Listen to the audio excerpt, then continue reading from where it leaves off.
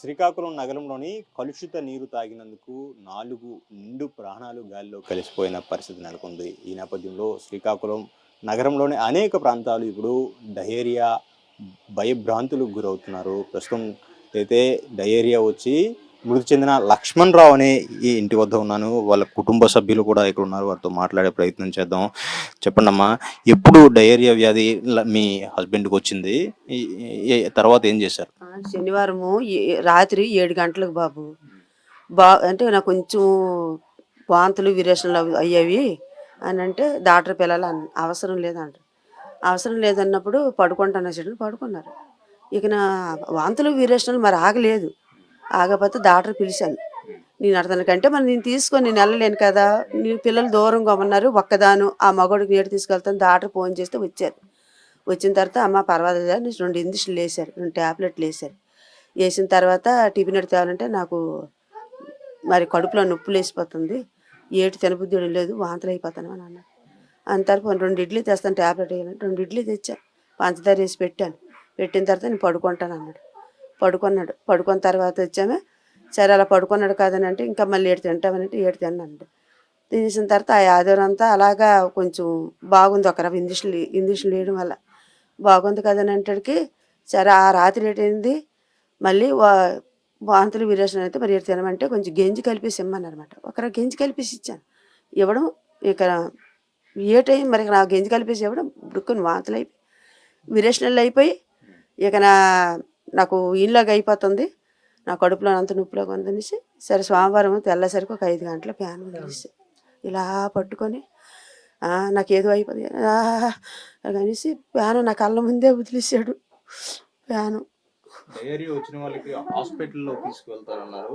Government వచ్చి hospital తీసుకెళ్ళిందండి? నేను తీసుకెళ్ళలేదు బాబు. మాకు ఒక డాక్టర్ ఉంటాడనమాట, అన్నీ అతనే చూసుకుంటారు. అంటే నేను నాకు చదువు లేదు బాబు, నాకు ఫోన్ లేదు బాబు, పిల్లలు దూరంగా ఉన్నారు, ఇదే పంచలోనే ఉంటాను నేను. అతను కూడా మేము పిల్లలు ఉన్నారు, 2 పాపలు 2 బాబులు. ఓ పాప ఉరేసేసుకుంది, ఆయనకు ఓ పాప బాబు ఉన్నారు. ఆ పోషకారం నాదే, ఆ పాపది బాబుది. తర్వాత ఈ కూలి పని చేసుకుని ఆ భార్యకి 2 పిల్లలు పెంచుకుంటాడు వేరే గది కొట్టుకొని.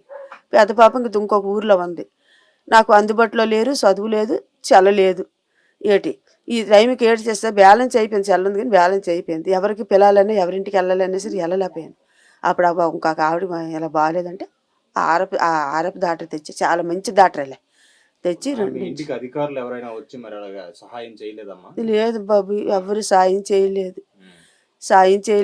ఆ డాక్టర్ 2 ఇంజక్షన్ల టాబ్లెట్ ఇస్తే అగా మరి ఏడ్ చేస్తాను. ఇక్కడ ఎవరికైనా డయేరియా వస్తే 108 వాహనం ద్వారా హాస్పిటల్కి వాళ్ళే తీసుకెళ్తున్నాం అని చెప్తున్నారు. ఎవరికి ఇన్క్రీజ్ చేయలేదు, ఎవరికి కూడా ఇది అవ్వలేదు. నాకు ఆతూతు అయిపోయింది అన్నమాట, మనిషి పట్టుకొని ఆతూతు ఏంటి అది చూడలేకపోయాను.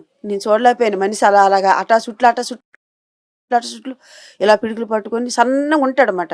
ఇది కొంచెం వయసులో ఉన్న పొట్టే అన్నమాట. అతను ఎక్కువగా తిండు తోలప్పుడు పెళ్ళాక ముందు తాగుడు లేదు, కొంతమధ్య తాగివాడు, మానేశాడు ఎప్పుడో. ఇప్పుడు ఏడు చేస్తా ఒకసారి ఏదో పని కూడా చేయలేడు, అలపం మనిషి ఇలా జూకుపోయినట్టుగా ఉంటాడు. అధికారులు కానీ ఎవరు వచ్చి మీకు సహాయం చేయడం కానీ 108 వాహనం ద్వారా హాస్పిటల్కి తీసుకెళ్ళడం కానీ ఏడు చేయలేదు బాబు, ఏడు చేయలేదు. నేనే చేసుకున్నాను నా పోడుకొని. అదిగో ఇప్పుడు అంటే అతను 3 రోజులు బట్టి తిరుగుతాడు. అలాగే ఒక 500 కూడా ఇవ్వలేకపోయాను. అలాగే మా పిల్లలు చదువులు లేవు, కూలి పని. ఆ పాప చచ్చిపోయింది, ఆ పిల్లల పోషకారం నాదే. ఒక పెద్ద పాప వేరేగుంకి దూరంలో ఉంది, ఈ పిల్లడు వేరేగా ఉంది. ఈ పంచకు మా ఇద్దరమే ఉంటాను ఈ పంచలోన. తన చచ్చిపోయాడు. నాకు ఎవరు దిక్కు కూడా లేదు. నేను కష్టపడలేను, నాకు హార్ట్ ప్రాబ్లం ఉంది. రాత్రి అయితే ఇలా తిరగబడిపోయాను, 2 మాత్రలు వేసుకొని.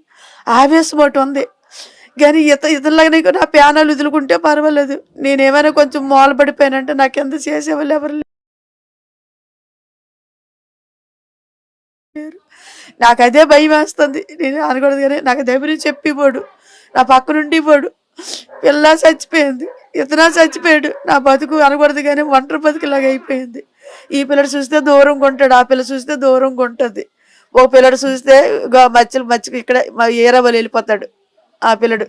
నా పరిస్థితి ఇలాగ ఉంది. ఏదైనా సరే పవిత్రం నాకు కొంచెం సాయం చేస్తే చాలా మంచిది. సాయం చేయకపోతే అతనితో పాటు నేను కూడా ఏదో చేసుకొని చచ్చిపోతాను. నేను కూడా బతకను. నేను కూడా మరి నాకు మా ఇదైపోయింది, నా మనసు ఇరిగిపోయింది. బతకాలని కష్టపడలేను, కూర్చోలేను, కూర్చుంటే నిలబడలేను. ఎప్పుడు బీపు వచ్చి తిరగేసేస్తుందో నాకు తెలియదు. ఈ ఆవేశం ఒకటి ఉంది చాలా.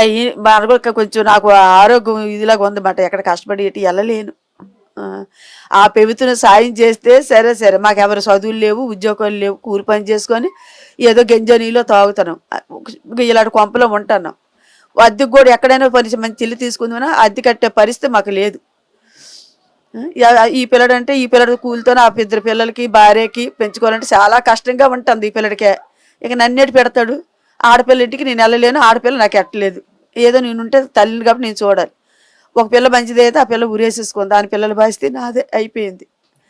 ఆ పెబుతున్న సాయం చేస్తే సరే సరే, లేదు సాయం చేయనప్పుడు ఇక నేను కష్టపడలేను, నా మూతికి ముద్ద అందించడం ఎవరు లేరు, నేను ఏదో ఒకటి చేసుకోలేను ఆ పేతులో ఉన్నా. నేను చెప్పవలసింది చెప్పాను బాబు.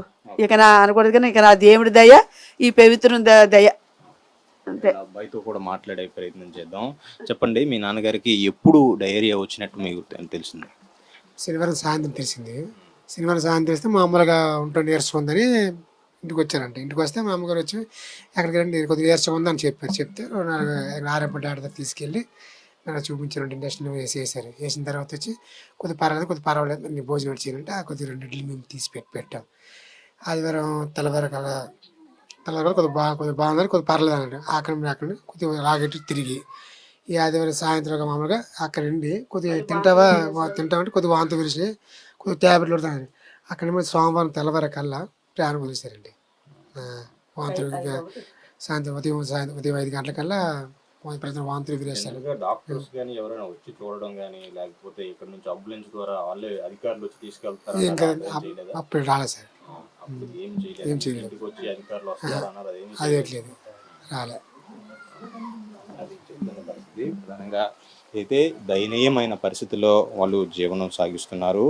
మొత్తం ఏదైతే ఇక్కడున్న ఏదైతే ఇంటికి పెద్ద దిక్కును కోల్పోయామని ఇప్పటికైనా ప్రభుత్వం తమను ఆదుకోవాలని, ఏదైతే డయేరియా సమయంలో ఏదైతే ప్రతి ఇంటికి ఏదైతే 108 వాహనం వస్తుందని చెప్పి ఏదైతే ఆదుకుంటామని చెప్తున్న ప్రభుత్వం మాత్రం ఇప్పుడు కనీసం అప్పుడు కూడా ఆదుకోలేదు, మా ఇంటికి రాలేదు, కనీసం బాగోగులు కూడా చూడలేదని. ఇప్పుడు చనిపోయిన తర్వాత ఏదైతే ఇంటికి పెద్ద దిక్కు కోల్పోయాం కాబట్టి ప్రభుత్వమే తమను ఆదుకోవాలని, లేని పక్షంలో తాము కూడా ఏదైతే ఉరివేసుకొని ఆత్మహత్య చేసుకుంటామని కూడా ఆవేదన వ్యక్తం చేసి చెప్తున్న పరిస్థితి నెలకొంది. కెమెరామెన్ రాజు ఈశ్వర్తో సునీల్, సాక్షి టీవీ, శ్రీకాకుళం.